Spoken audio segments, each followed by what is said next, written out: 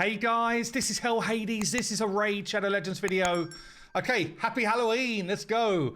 What do we get for our Halloween goodie bag? We've got a Prism Crystal 35 chunks. We've got some multi-battles and some silver. And then a magnificent artifact chest, which contains either speed gear, retaliation, reflex, cursed.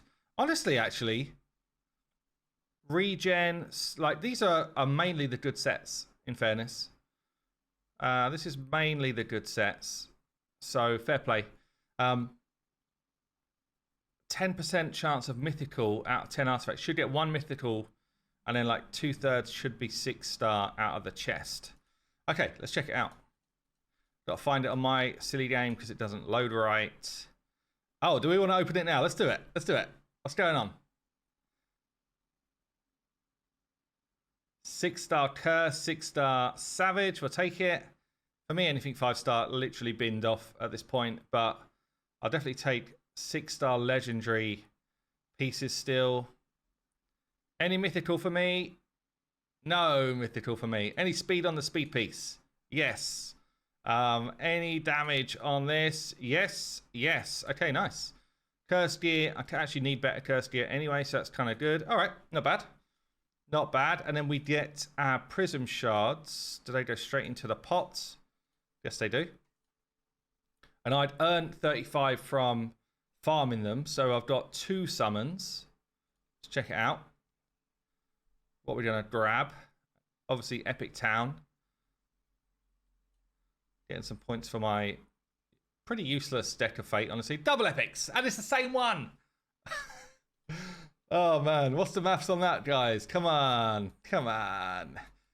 Anyway, let's jump into some Halloween shenanigans. Let's check out the Fusion calendar and see what's going on. Okay, so we've got the Fusion stuff finally released in game. Before we get into it, there is actually a 2 times on Ancient Shards over the weekend. I guess it's going to fall in line with one of the events here, so we'll talk about that in a second. And at the same time, there's a 10 times on the new Demon Spawn Unity Champ. So we'll go over that in this video as well. But yeah, Gretel Hagbane Fusion is live. They dropped it so late today, it's insane. I've literally been like sitting here like, when are they going to give us the info? We're going to need to collect 4 of Signy of High Shields. I spoke about these champs recently. They seem pretty mid.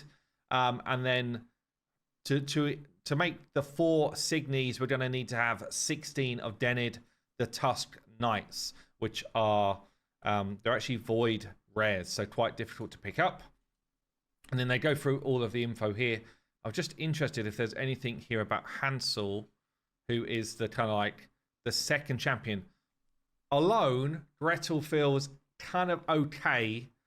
Paired with Hansel feels pretty good. So it's one of those fusions that if you get the pairing, it massively improves the champ. Don't forget as well to check out the Halloween special, which I just dropped on the Fateless YouTube channel, working through probably my favorite hero we created so far for Godforge. I'll link that down below, but honestly, even if you just check the hero, go and do it, because damn, absolutely insane work from the team creating that. Anyway, let's jump in here. So what's going on? We have got the Fusion schedule here. Gretel Fusion events. So yeah, 16 of the Knights to create, 4 Signies to create Gretel, albeit you can pick up one of the epics during the summon rush in the 2nd week. Which basically means that you could completely skip Champion Chase this weekend if you wanted to. The only thing with that is Champion Chase is being done during a 2 times on Ancients, which is generally the best time to get lucky, at least, and pick up, you know, some good points on Champion Chase. Champion Chase generally is easier to get the points, especially when there's a 2 times event running. And as I said, during that period, there's also going to be a 10 times on the new Volcanos here.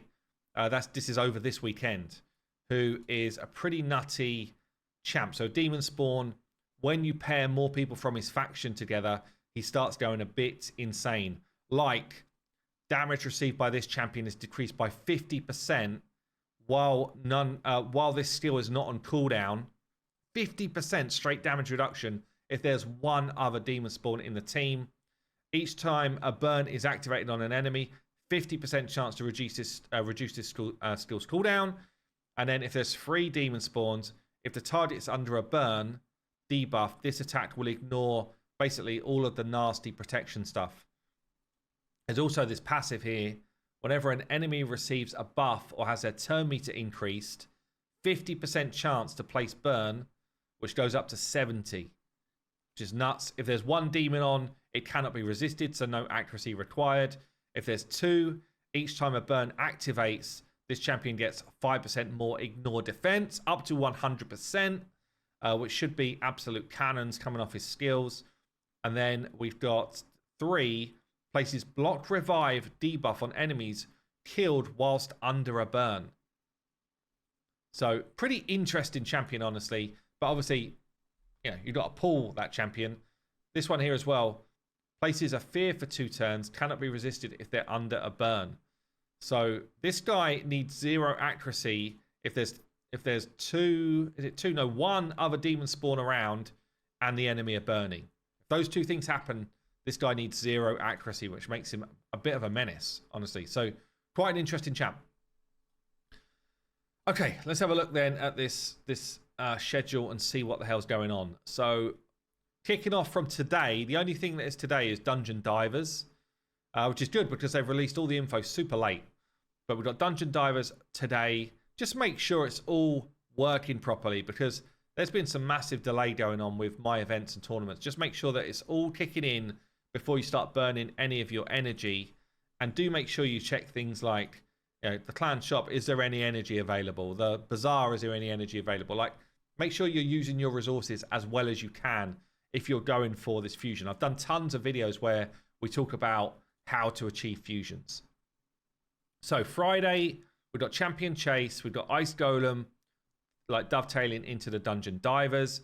We've got a Champion Training event as well, starting tomorrow. So getting your champions trained up. That's going to be a hard one. It's probably going to be like a 10k point scorer because it's a long one. We then got our first artifact event and an arena event. Arena is literally just, are you active in the arena? Artifact is pretty much spend your silver. So you can make a lot of silver places like the Forge, just burning through resources you're holding on to and selling the crap, or just doing a decent gear cleanse as well. There's loads of silver available if you use your resources. Plus, you gain a lot of silver for doing the stuff during the fusion. Second Dungeon Divers comes in here early next week alongside a Dragon tournament. Just make sure you're using up that Dragon event. And then probably the best place to get your Dungeon Divers done, honestly, is Spider 20, if you can do it, because you get a lot of silver for that as well. We'll then go into our second artifact event. And we've got a finite tournament kicking in towards the back end of next week. So again, most of these tournaments like Ice Golem, Dragon, Finite, you need about 2,200 or so, up to 2,700 energy, depending on what levels you're farming. So you might need to use some gems for that. We then got a champion training tournament, so the second champion training coming towards the end. And then we get to like next weekend where we've got this Summon Rush, which for people that have held on to shards, Summon Rush is generally better for using Void Shards and Sacred Shards. Generally, you need 5 Sacreds if you want to get it done, probably with a bit of a top up with Mystery Shards. But yeah, that comes in there.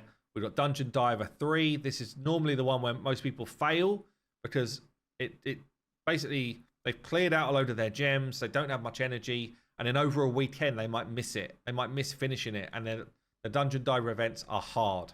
So Dungeon Divers here, kind of like make sure you're using your finite energy to get that done and your champion training to get that done.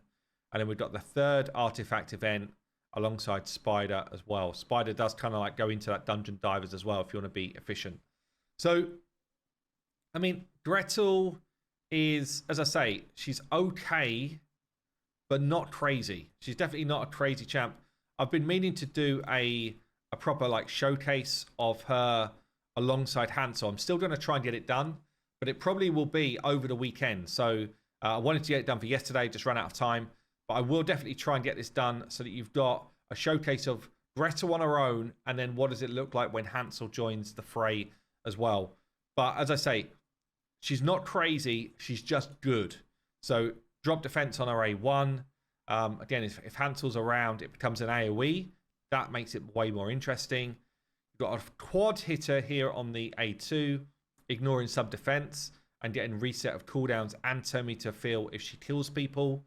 You've got an AoE which decreases turn meter of enemies. This is great for wave-based control of waves of enemies or for arena, but you do need accuracy for this, which makes it harder to build her. But if you've got Hansel on the same time, it can't be resisted, which means no accuracy required, makes her insanely more powerful. Plus you get a 50% turn meter drop. And she gets a 20% turn meter feel for each enemy alive after the attack. So if you're doing like Doom Tower waves, you can actually cycle through turns really quick with this. We then got a passive that she gets a fill her turn meter by 50% whenever an enemy is granted an extra turn. This is quite good to go against mythical champs. And if Hansel is around as well, also fills their turn meter, and he's got a similar effect to this. And then we've got a second one, which is the active here. If Hansel's around and is killed, instantly activates one of the skills. So, as I say, really interesting synergy. It's almost definite that there's going to be like a Deck of Fate type of thing where you can pick up Hansel. So, you know, again, the two of them together is interesting. Her on her own, I'd say pretty low value, honestly. Like, if it was her on her own with no Hansel pairing, for me, it's a skip. Simple as that. With Hansel, though, I need to do a bit more testing just to see how good the pairing looks and what sort of multipliers we've got going on. We'll get the multipliers updated actually on hellhades.com as soon as we can for that type of stuff. Anyway, I've been Hell Hades. I will see you in the next one.